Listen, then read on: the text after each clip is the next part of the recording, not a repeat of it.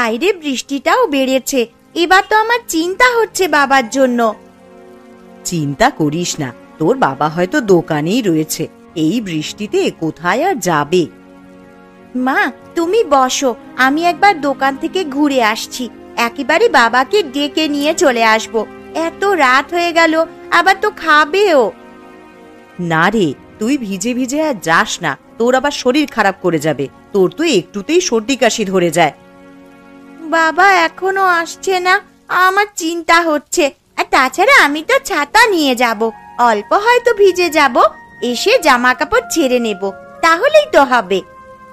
ওরে, তোর বাবা চলে আসবে রে, অনর্থক চিন্তা করিস না। বারণ করছি, এই বৃষ্টিতে আর যাস না, আমার আবার চিন্তা বাড়বে। মা তুমি চিন্তা করো না তো, আমি তো ছাতা নিয়েই যাচ্ছি, বাবাকে নিয়েই আসবো, তুমি একটু ধৈর্য ধরে বসো। আমার তো একটা কথাও শুনবি না? আচ্ছা যা, যা পারিস তাই করগে যা।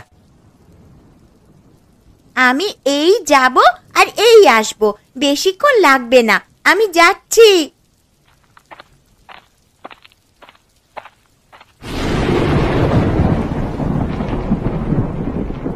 কি রে, জমির সব কাগজপত্র নিয়ে এসেছিস? 10 বিঘা জমিটা কিন্তু আমার চাই। হ্যাঁ নিয়ে এসেছি, কিন্তু তোর কাছে একটা মাত্র অনুরোধ আমার, মেয়েটাকে কিছু করিস না, আমি সব সম্পত্তি তোর নামে করে দেব। কাগজপত্রগুলো বের কর, তাতে স্বাক্ষর কর, আমি সব কিছু আমার নামে হোক আগে, তারপর আমি ভাববো, বুঝলি? তোর মনে সম্পত্তি নিয়ে এত হিংসে ছিল জানতাম না, নিজের বাড়ি করলি আর কি জানতে পারবো। এই তোকে বড় বড় কথা বলতে বলিনি আমি, তাড়াতাড়ি কাগজপত্রগুলো বের করে আমার নামে করে দে, না হলে কিন্তু এর ফল ভালো হবে না। এই যে জমির কাগজপত্র, তুই ছুরি নিয়ে এসেছিস কেন? আমার উপর কি একটু বিশ্বাস নাই? না না, আমার বিশ্বাস নেই। তুই তাড়াতাড়ি এই 10 বিঘা জমির দলিলে স্বাক্ষর কর, না হলে কিন্তু ভালো হবে না, ঠিক আছে? এই দেখ, আমি স্বাক্ষর করে দিয়েছি, এবার তুই আমাকে কথা দিয়ে যা, মানে আমার মেয়েটাকে কিছু করবি না। এই তোর মেয়ের কথা ছাড়, তোর এখন কি হবে?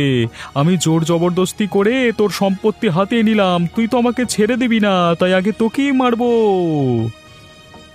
আমি তোর কি ক্ষতি করেছি যে আমাকে মারবি? আমার উপর কেন তোর এত রাগ?